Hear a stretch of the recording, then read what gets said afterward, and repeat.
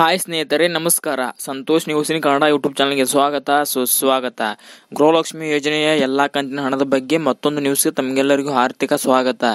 ಇಲ್ಲಿ ನೋಡಿ ಸ್ನೇಹಿತರೆ, ಗೃಹಲಕ್ಷ್ಮಿ ಯೋಜನೆ 8ನೇ ಕಂತಿನ ಹಣ ಯಾರಿಗೆಲ್ಲ ಬಂದಿಲ್ಲ ನೋಡಿ, ಹಾಗೆ ಪೆಂಡಿಂಗ್ ಹಣ ಯಾರಿಗೆಲ್ಲ ಬಂದಿಲ್ಲ ನೋಡಿ, ಹಾಗೆ ಯಾವಾಗ ಬರುತ್ತೆ ನೀವು ಕೇಳಬಹುದು.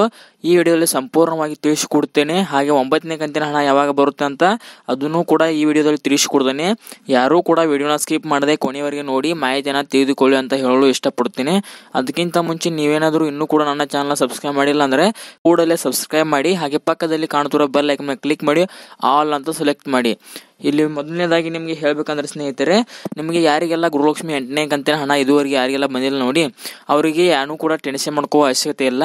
ಈಗಾಗಲೇ ಗೃಹಲಕ್ಷ್ಮಿ ಯೋಜನೆ 8ನೇ ಕಂತಿನ ಹಣ 75 to 85% ಜನರಿಗೆ ಫಲಾನುಭವಿಗಳಿಗೆ ಬಂದಿದೆ. ಈಗಾಗಲೇ 75 to 85% ಜನರಿಗೆ ಬಂದಿದೆ. ಯಾರು ಕೂಡ ಟೆನ್ಷನ್ ಮಾಡ್ಕೋಬೇಡಿ. ಇನ್ನು ಉಳಿದ 20% ಫಲಾನುಭವಿಗಳಿಗೆ ಮಾತ್ರ ಬರುವುದು ಬಾಕಿ ಇದೆ ಅಂತ ಹೇಳ್ಬೋದು ಸ್ನೇಹಿತರೆ. ಆದರೆ ಅದು ಯಾವಾಗ ಬರುತ್ತೆ ನೀವು ಕೇಳಬಹುದು. ಇವತ್ತು ಬರುವ ಸಾಧ್ಯತೆ ತುಂಬಾ ಇದೆ ಸ್ನೇಹಿತರೆ. ಇವತ್ತು ಏಪ್ರಿಲ್ 15 ಆಗಿದ್ದರಿಂದ ಇವತ್ತು ಸೋಮವಾರ ಅಲ್ಲ, ಇವತ್ತೆಲ್ಲ ಬ್ಯಾಂಕ್ಗಳು ಸ್ಟಾರ್ಟ್ ಆಗುತ್ತವೆ. ಸ್ಟಾರ್ಟ್ ಆದ ನಂತರ 11-12 ಗಂಟೆಗೆ ನಿಮಗೆ ಗೃಹಲಕ್ಷ್ಮಿ ಯೋಜನೆ 8ನೇ ಕಂತಿನ ಹಣ ಬರುವ ಸಾಧ್ಯತೆ ತುಂಬಾ ಇದೆ ಅಂತ ಹೇಳ್ಬಹುದು ಸ್ನೇಹಿತರೆ. ಇನ್ನೂ ಕೂಡ ಯಾರೆಲ್ಲ ನಿಮ್ಮ ಬ್ಯಾಂಕ್ ಪಾಸ್ಬುಕ್ ಅನ್ನ ಚೆಕ್ ಮಾಡಿಸಿಲ್ಲ, ಹೋಗಿ ನಿಮ್ಮ ಹತ್ತಿರದ ಬ್ಯಾಂಕ್ ಹೋಗಿ ಚೆಕ್ ಮಾಡಿಸಿ, ಹಣ ಬಂದಿರಬಹುದು. ಏನು ಗೃಹಲಕ್ಷ್ಮಿ ಪೆಂಡಿಂಗ್ ಹಣದ ಬಗ್ಗೆ ಹೋಗುವುದಾದರೆ, ಯಾರಿಗೆಲ್ಲ ಕೆಲವೊಂದಿಷ್ಟು ಜನರಿಗೆ 1ನೇ ಕಂತಿನ ಹಣದ 8ನೇ ಕಂತಿನ ಹಣ ಯಾರಿಗೆಲ್ಲ ಬಂದಿಲ್ಲ ನೋಡಿ, ಅವರಿಗೆ ಒಟ್ಟಿಗೆ 16,000 ರೂಪಾಯಿ ಒಮ್ಮೆಗಳೇ ಬರೋದಿಲ್ಲ ಸ್ನೇಹಿತರೆ. ಹೌದು, ಶ್ರೀಯುತ ಲಕ್ಷ್ಮೀ ಹಬ್ಬಾಕ ಮೇಡಮ್ ಅವರು ತಿಳಿಸಿರೋ ಪ್ರಕಾರ 16ನೇ ಕಂತು ಒಮ್ಮೆ ಟ್ರಾನ್ಸ್ಫರ್ ಆಗಲ್ಲ ಅಂತೆ. ಅದಕ್ಕೆ 1 ಕಂತಿನ ಹಣ ಬರೋದು ಅಥವಾ 2ನೇ ಕಂತಿನ ಹಣ ಒಟ್ಟಿಗೆ ಕೂಡ ಬರ್ಬೋದು, ಅಥವಾ 3 ಕಂತಿನ ಹಣ 6,000 ಬರ್ಬೋದು ಸ್ನೇಹಿತರೆ. ಇದರ ನಂತರ ಮುಂದೆ ನಿಮಗೆ ಬರಲ್ಲ, ಯಾಕಂದ್ರೆ ಒಮ್ಮೆ ಟ್ರಾನ್ಸಾಕ್ಷನ್ ಆಗಲ್ಲ ಅಂತೆ. ಅನಂತಲೇ ಈ 1ರಿಂದ 8ನೇ ಕಂತಿನ ಹಣ ಯಾರಿಗೆಲ್ಲ ಬಂದಿಲ್ಲ ನೋಡಿ, ಅವ್ರಿಗೊಂದು 2,000 ಅಥವಾ 4,000 ಹಣ ಖಂಡಿತವಾಗಿ ಬಂದೇ ಬರುತ್ತೆ.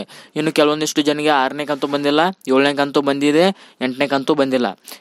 ಹೀಗಿದ್ರು ಕೂಡ ಇವತ್ತು ಅವರಿಗೆ ಹಣ ಜಮಾ ಆಗುವ ಚಾನ್ಸಸ್ ತುಂಬಾ ಇರ್ತವೆ ಸ್ನೇಹಿತರೆ.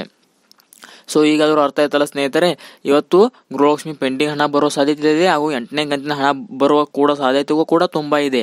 ಯಾರು ಕೂಡ ಟೆನ್ಷನ್ ಮಾಡ್ಕೋಬೇಡಿ. ನಿಮ್ಮ ಹತ್ತಿರದ ಬ್ಯಾಂಕ್ ಹೋಗಿ ನಿಮ್ಮ ಪಾಸ್ಬುಕ್ ಅನ್ನು ಬ್ಯಾಲೆನ್ಸ್ ಚೆಕ್ ಮಾಡಿಸಿ, ನಿಮಗೂ ಜಮಾ ಆದ್ರೂ ಆಗಿರಬಹುದು ಸ್ನೇಹಿತರೆ. ಇನ್ನು 9ನೇ ಕಂತಿನ ಬಗ್ಗೆ ಹೋಗೋದಾದರೆ ಏನು ಇದೆ, ತಿಂಗಳು ಏಪ್ರಿಲ್ 26 ನಂತರ MP ಎಲೆಕ್ಷನ್ ಇದೆ, ಅಂದ್ರೆ ಲೋಕಸಭೆ ಎಲೆಕ್ಷನ್ ಇದೆಯಲ್ಲ, ಆದ ಮುಗಿದ ನಂತರ ನಿಮಗೆ ಗೃಹಲಕ್ಷ್ಮಿ ಯೋಜನೆ 9ನೇ ಕಂತಿನ ಹಣ ಬಿಡುಗಡೆ ಮಾಡ್ತಾರಂತೆ. ಹೌದು ಸ್ನೇಹಿತರೆ, ಶ್ರೀಯುತ ಲಕ್ಷ್ಮೀ ಹಬ್ಬಾಕರ್ ಮೇಡಮ್ ಅವರು ತಿಳಿಸಿರೋ ಪ್ರಕಾರ ಏನು ಇದೇ ತಿಂಗಳು ಏಪ್ರಿಲ್ 26 ನಂತರ ಲೋಕಸಭಾ ಎಲೆಕ್ಷನ್ ಸ್ಟಾರ್ಟ್ ಆಗಿದೆ, ಮೊದಲ ಹಂತಿನ. ಅದು 26 ನಂತರ ನಿಮಗೆ ಎಲೆಕ್ಷನ್ ಮುಗಿದ ನಂತರ ನಿಮಗೆ ಗೃಹಲಕ್ಷ್ಮಿ 9ನೇ ಕಂತಿನ ಹಣ ಬಿಡುಗಡೆ ಮಾಡ್ತಾರಂತ ಒಂದು ನ್ಯೂಸ್ ಬಂದಿದೆ. ಇನ್ನು ಎಕ್ಸಾಕ್ಟ್ ಆಗಿ ಅದೇ ಅಂತ ಏನು ಹೇಳಿಲ್ಲ, ಆದ್ರೂ ಕೂಡ ಲಕ್ಷ್ಮೀ ಹಬ್ಬಾಕರ್ ಮೇಡಮ್ ತಿಳಿಸಿದ್ದಾರೆ, ಎಲೆಕ್ಷನ್ ಮುಗಿದ ನಂತರ ನಿಮಗೆ ಗೃಹಲಕ್ಷ್ಮಿ ಯೋಜನೆ 9ನೇ ಕಂತಿನ ಹಣ ಖಂಡಿತವಾಗಿ ನಾವು ಬಿಡುಗಡೆ ಮಾಡ್ತೀವಿ ಅಂತ.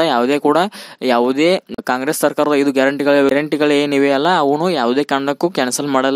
ಈ ಎಲೆಕ್ಷನ್ ಮುಗಿದ ನಂತರ ಯಥಾಸತ್ತಾಗಿ ನಿಮ್ಮ ಗೃಹಲಕ್ಷ್ಮಿ ಯೋಜನೆ ಹಾಗೂ ಅನ್ನಭಾಗ್ಯ ಯೋಜನೆ ಹಾಗೂ ಎಲ್ಲಾ ಚಾಲ್ತಿಯಲ್ಲಿ ಇರುತ್ತೆ ಅಂತ ಶ್ರೀಯುತ ಲಕ್ಷ್ಮೀ ಹಬ್ಬಾಕರ್ ಮೇಡಮ್ ಅವರು ತಿಳಿಸಿದ್ದಾರೆ ಸ್ನೇಹಿತರೆ. ಸೊ ಈಗಾದರೂ ಅರ್ಥ ಆಯ್ತಲ್ಲ ಸ್ನೇಹಿತರೆ.